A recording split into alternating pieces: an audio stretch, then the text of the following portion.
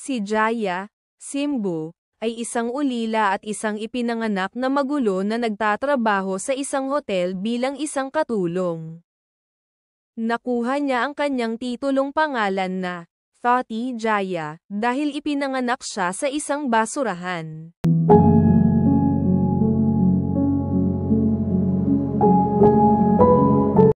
Ang mga taong humaharap sa kanya ay natatakot kahit na ang kanyang paggugupit na presensya. Si Sinethana, Pradeep Rawat, isang lokal na rowdy ay napansin ang mga katangian ni Jaya bilang isang rowdy. Ginawa siyang kanyang kanang kamay na alipors at ginagamit siya sa kanyang mga anti-social na aktibidad. Sa isang insidente, nasangkot si Jaya sa isang bitag sa politika at pulis. Upang makatakas mula sa pulisya, si Jaya ay dumulas sa Calcutta at nagtago. Samantala si Brinda Gopika, isang college lace mula sa Kanyakumari ay pumunta sa Calcutta sa isang tour kasama ang kanyang mga kaibigan. Inalis ng mga bugaw na tumatakbo sa red light area ng Calcutta si Brinda at pinipilit siyang pumasok sa negosyo ng brothel. Aksidenteng nakilala ni Jaya si Brinda na bihag ng barkada.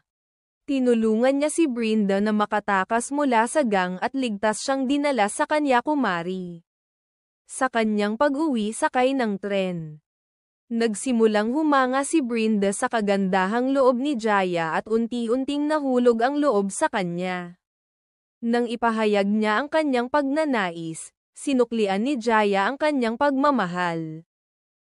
At parehong nagpasya na magpakasal ngunit hindi niya alam na si Brinda ay talagang anak ni Sinethana.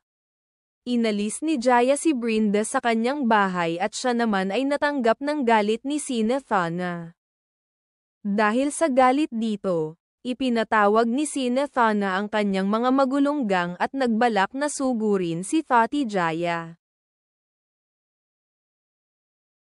Kahit tutol ang ama ni Brenda kay Thati Jaya, patuloy pa rin silang nagmamahalan. Ang tangi niyang gumawa ay patayin si Jaya. Kaya inutusan niya ang kanyang mga alagad na sugurin si Jaya at paslangin, kaso hindi sila nagtagumpay. Ang ama ni Brenda na si Sinethana, Pradeep Rawat, nagalit kay Jaya at hindi niya ito matanggap dahil isa lang siyang alipors sa kanyang kamay. Kaya napag-isipan nila na patayin ang mahal ni Jaya na si Brenda at pumayag naman ang kanyang ama na si Sinethana, Pradeep Rawat. At takot na umalis si Brenda palayo sa kanilang bahay matapos niyang marinig ang lahat na saya'y patayin. Tumakbo siya papunta kung saan si Thati Jaya nakatira. Humingi siya ng tulong na umiiyak papunta sa kwarto ni Jaya kaso sarado ito. Wala siyang ginawang umiyak na lamang. Pero biglang dumating si Thati Jaya at nakaramdam siya ng komportable, at sinabi niya na siya ay patayin sa utos ng kanyang ama. At galit na galit si Thati Jaya nang marinig niya ang lahat ng sinabi ni Brenda. At madaling bumaba silang dalawa papunta sa kalaban. At galit na sabi ni Thati Jaya, "Kung sino man sa inyo na may tapang na loob na gumalaw sa aking mahal, gawin niyo at ako ang makakalaban ninyo."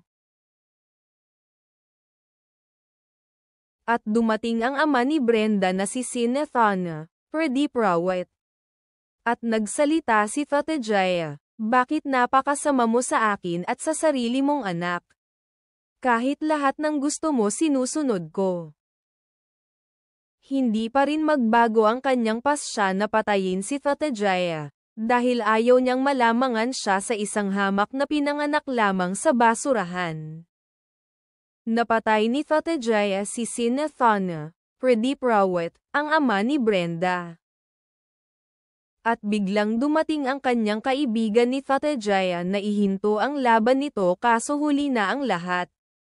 At naawang tinulungan si Thati Jaya ng kanyang kaibigan na akuin na siya ang pumatay kay Sinethana, at hindi siya. "Pagtatakpan ko ang pagpatay na ito at tatanggapin ko ang parusa para sa iyo."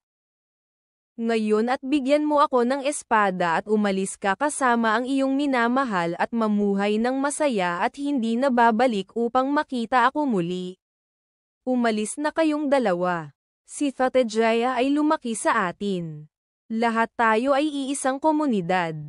Ang hiling niya lang ay mamuhay ng mapayapa at mamuhay ng masaya kasama ang kanyang kasintahan.